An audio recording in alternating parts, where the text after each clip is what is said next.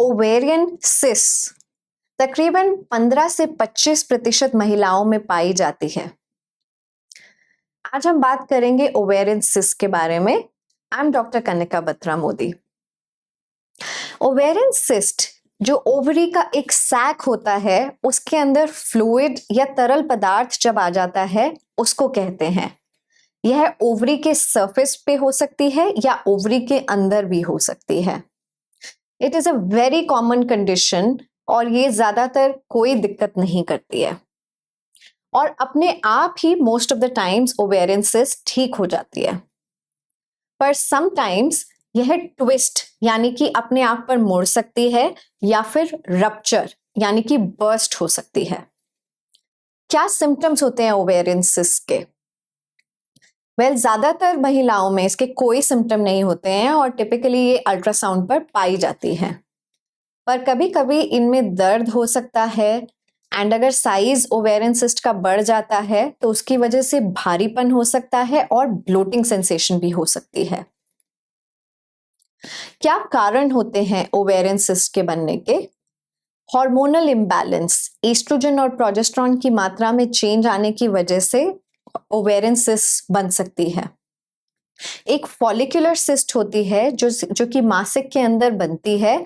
जब वो एग उसके अंदर ब्रेक करता है तो वो फॉलिकुलर सिस्ट रिलीज होती है।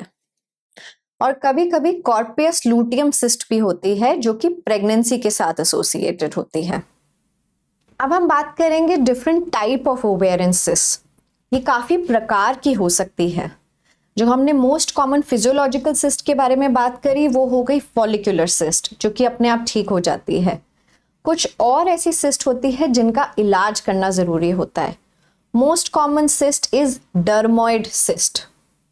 फिर होते हैं सिस्ट एडिनोमास और होते हैं एंडोमेट्रियोमास या फिर और भी टाइप ऑफ कंडीशंस होती हैं cancerous conditions of the ovary जो कि सिस्ट की तरह प्रेजेंट करती है।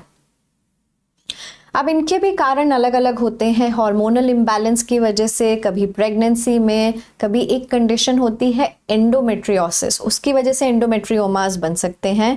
कभी पेल्विक इन्फेक्शन अगर हो रहा होता है रिप्रोडक्टिव ऑर्गन्स का, उसके अंदर भी ओवेरियन सिस्ट बन सकती है। या फिर अगर जेनेटिक म्यूटेशंस की वजह से कैंसर्स भी डेवलप हो सकते हैं।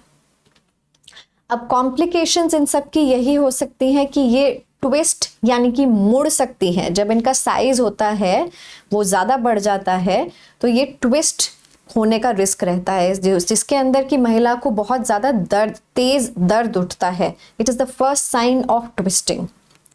या फिर रप्चर भी हो सकती है। अगर साइज बढ़ जाता है उसका तो उसका अंदर का कंटेंट जो है वो बाहर आ जाता है। अब क्या जांचें करानी होती है हमें ओवेरियन सिस्ट के अंदर? सबसे पहले तो प्रेगनेंसी को रूल आउट करना होता है।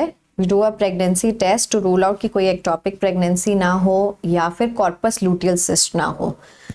फिर अल्ट्रासाउंड करवाया जाता है इसके अंदर and different type of tumour markers available हैं अगर कैंसर का सस्पिशन होता है तो। कैंसर का सस्पिशन कब हो सकता है ओवेरियन सिस्ट के अंदर? जब सिस्ट के अंदर सॉलिड एरियाज आ रहे हों। नॉर्मली तरल पदार्थ होता है बट जब सॉलिड एरियाज आने लगते हैं तो कैंसर जो कि प्रॉपर कैंसरस कंडीशन या फिर बॉर्डरलाइन ट्यूमर्स की तरह हो सकता है। तो इन कंडीशंस के अंदर हमें बेसिकली ट्यूमर मार्कर्स कराने होते हैं। अब वो different type of ovarian tumours के different type of tumour markers होते हैं जैसे कि CA-125, CEA, CA-19.9 और अगर जर्म सेल ट्यूमर सोच रहे होते हैं तो और different type of tumour markers like AFP, LDH, inhibin, ये सब टाइप के ट्यूमर मार्कर्स कराने होते हैं। अब इलाज क्या होता है इन ओवेरियन सिस्ट का? इलाज डिपेंड करता है कि मरीज को क्या सिम्टम्स हैं, मरीज को कोई प्रॉब्लम हो रही है इसकी वजह से, उसका साइज अगर बढ़ गया है तो various kinds of management is available. या फिर दवा जिसके अंदर की अगर सिंपल सिस्ट है तो सिर्फ ओरल कॉन्ट्रासेप्टिव पिल्स दी जा सकती है या फिर वेट भी करा जा सकता है अगर महिला को कोई दिक्कत नहीं हो रही है। पर कभी कभी हमें सर्जिकल तरीकों की तरफ भी जाना होता है जब हम स्पेशली कैंसर का डायग्नोसिस सोच रहे होते हैं या फिर सिस्ट का साइज बढ़ गया होता है। सर्जिकल मैनेजमेंट जाने की बहुत ही स्पेसिफिक इंडिकेशंस होती हैं।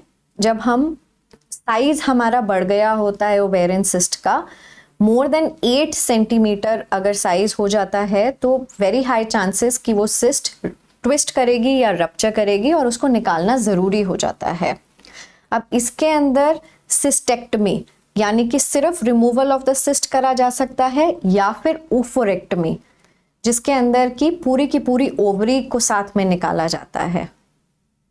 और अगर हम कैंसर सोच रहे होते हैं तो हमें इन ट्यूमर्स को निकाल करके इनका फ्रोजन सेक्शन भेजते हैं, जिसके अंदर तुरंत ही ऑपरेशन टेबल पे जब मरीज की सर्जरी हो रही होती है, आधे घंटे में हमें रिपोर्ट पता चल जाती है कि इसके अंदर कैंसर है या नहीं, ताकि एक 1 स्टेज सर्जरी हो जाए उसकी, और पूरा का पूरा काम अगर कैंसर का डायग्नोसिस आता है तो फुल सर्जरी उसी टाइम करी जा सकती है।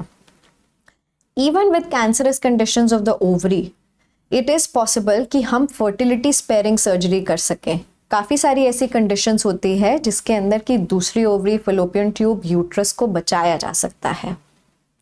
सो ओवरऑल ओवेरियन सिस्ट बहुत ही कॉमन कंडीशन होती है, तकरीबन 25% महिलाओं में पाई जाती है।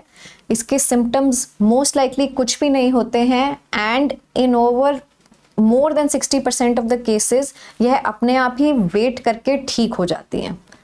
पर कुछ ऐसी कंडीशंस होती है जिसके अंदर हम मेडिकल मैनेजमेंट भी दे सकते हैं, और कुछ कंडीशंस के अंदर सर्जिकल मैनेजमेंट करना भी ज़रूरी होता है। सो ये सारी चीज़ें डिपेंड करती है महिला को क्या सिम्टम्स हो रहे हैं, क्या उनकी उम्र है, फर्दर उनको प्रेगनेंसी चाहिए कि नहीं, एंड ट्यूमर जो सिस्ट के अंदर जो बेसिकली कैरेक्टरिस्टिक्स हैं वो ट्यूमर या कैंसर की तरफ तो नहीं जा रहे हैं। Thank you.